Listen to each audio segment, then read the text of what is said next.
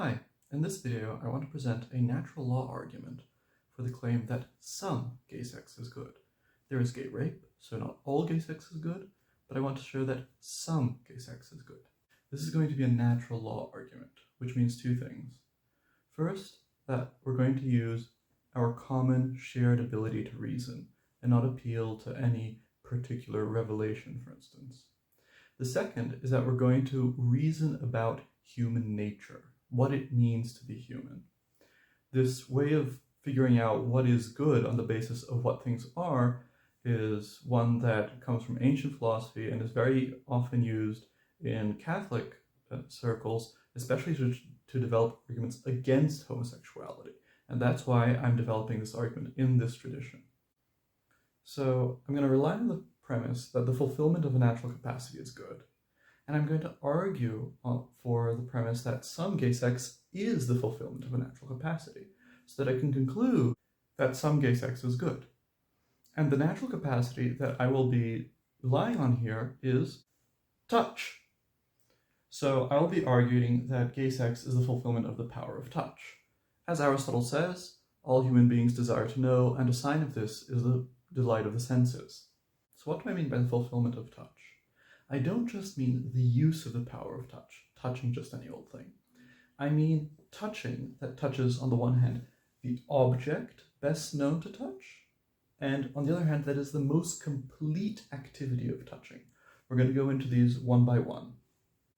So what do I mean by the best known object? What is best known by touch?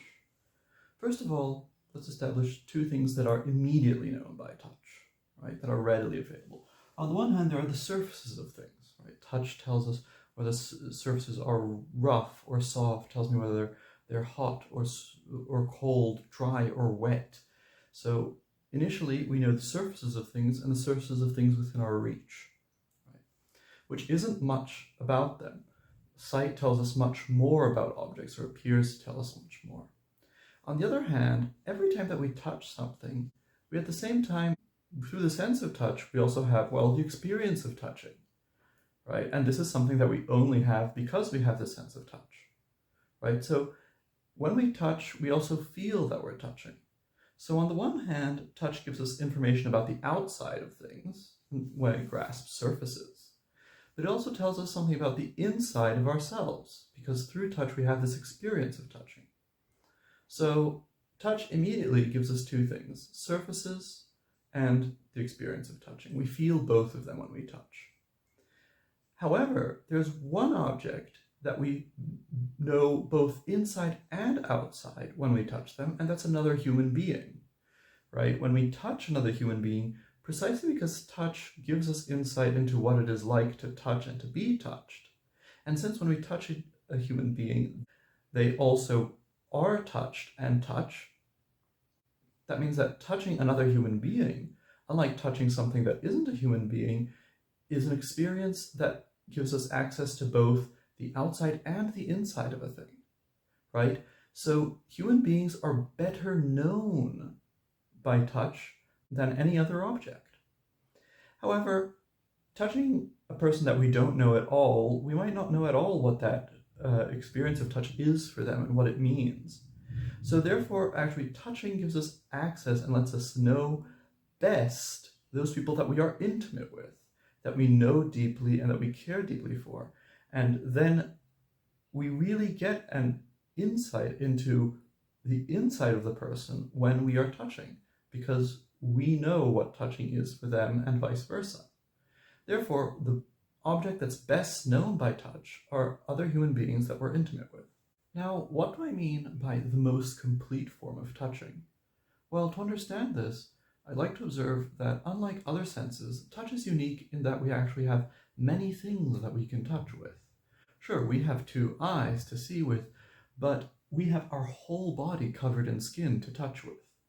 Some parts of our body are more or less sensitive for touching, and especially here, genitals are usually the most sensitive parts to touch. And finally, we can touch and we can feel tactile sensations with parts within our body that we normally don't touch with because they don't have access to things outside, the back of our throats, for instance.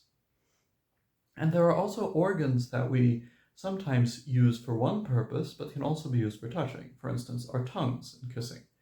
Then we do not use them as organs of taste primarily, although of course they are sensitive to taste when we kiss, but we are using them there in kissing usually as organs of touch. And now, so what does that mean for the most complete form of touching? Well, that will be the greatest extent of using all our organs of touch. So that means that we'll use our whole bodies. We will use our genitals and the other areas that are particularly sensitive to touch. And we will also penetrate inside, even if it is just in the way of kissing, to those areas that normally do not touch. And we will discover, therefore, within ourselves, new possibilities of touching. And this will be the most complete form of touching. So what then is the fulfillment of touch? Putting the two together, the most complete form of touching with the most knowable thing by touch. It's going to be whole genital penetrative touching of a human being we are intimate with, right? This will be knowing what is best knowable by touch with the most complete form of touching. Now, some gay sex is indeed whole genital penetrative touching of a human being we are intimate with, right? There are gay couples intimate with each other that engage in whole genital penetrative touching, and they call that sex. Therefore, some gay sex is the fulfillment of a natural power of touch, and therefore, some gay sex is good. Now, some might object by recalling the traditional natural law argument against homosexuality, against homosexual sex, which is to say that sex is actually a fulfillment of the power of procreation. In the case of homosexual sex, it is impossible for procreation to happen, as you need a heterosexual couple engaging in sex for it to be possibly procreated, and therefore gay sex is actually a perversion of a turning away of the power of procreation from its natural end, which is, well, procreation. So this argument is, as it were, the opposite of what I've done, right? I have shown that some gay sex is the fulfillment of a power, and this is an argument that argues that sex is the frustration of a power. And to reply to it, I have two things to say. First of all, what this argument shows is that actually genitals are not being used in gay sex as organs of the power of reproduction. They are used as organs of the power of touch, which they are, and which you recognize that they are unless you are entirely numb. So it is rather a failure of identifying what is the relevant description of the activity. It is a failure of identifying how to apply our categories when you use the perverted faculty argument against gay sex in general, first of all. Second, I would not say that conception and what it requires, ejaculation, is necessarily always the end of sex, right? Phenomenologically, ejaculation comes about as a secondary activity, to use philosophical jargon, an emanation, an activity that accompanies and that follows a certain climax or fulfillment in sex, but is not actually the end of sex. I built this argument in the natural law tradition to show that you don't have to have an entirely different understanding of human nature, or you don't have to subscribe to a particularly modern or contemporary philosophy to understand why gay sex is good. Rather, just using forms of thought and argument that have been with us since Plato and Aristotle, we can understand why gay sex is good. And this has really helped me to understand sex in general, not just gay sex, but all sex. And I hope it helps you understand it too.